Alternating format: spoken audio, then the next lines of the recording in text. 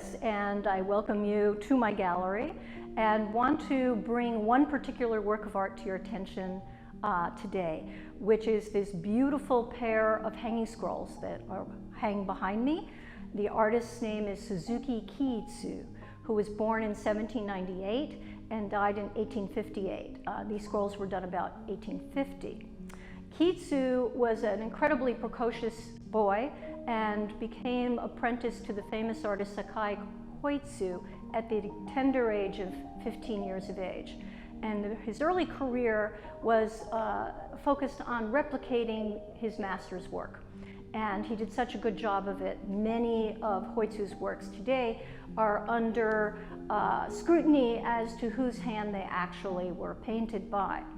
With Koitsu's death, 15 years later, Kitsu branched out on his own and started his own stylistic development that actually made him into what we call a proto-modernist, even at that time, in the late 1820s.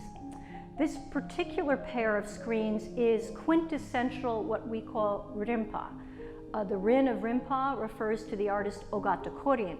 And from those of you who are regular New York museum goers, you probably know the Metropolitan Museum's famous screens of irises. That is maybe the most celebrated Japanese work of art in the museum. And that screen is by Ogata Korin, the Rin of Rimpa. Also, another very famous work at the Met is Suzuki Kitsu, this artist's work, of a pair of morning glories, blue morning glories, very similar to the ones that you see here.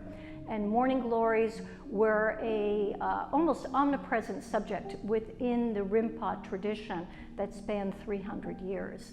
As you can see from these scrolls and maybe those that you've seen at the Metropolitan Museum, the aesthetic of this school is a more decorative, flattened approach, and with using very strong color to define the forms.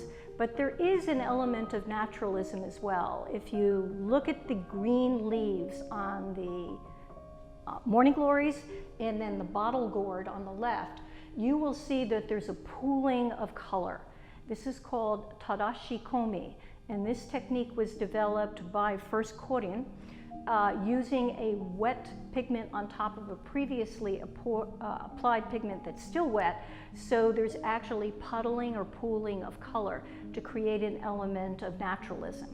So that kind of modeled gradated color is quite different than the very flat application of azurite and malachite and other pigments or crushed oyster shells for the white that you see elsewhere. And the mottled color is then highlighted by actually gold paint that surrounds each leaf to give even a more heightened decorative effect.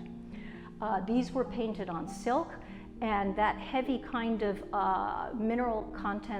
heavily mineral contented color sits up on top of the silk, which it wouldn't sit the same way on paper, which creates a great sense of boldness and strength within the composition. This particular pair is in extraordinary condition.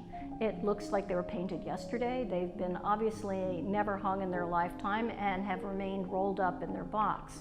The box by his son, Suzuki Shuitsu, is dated to 1864, which is 6 years after his father's death, and is a nice a piece of authentication for we, in the present time, knowing that his son, who was also a well-known artist, regarded these works by his father as being extremely masterful and excellent.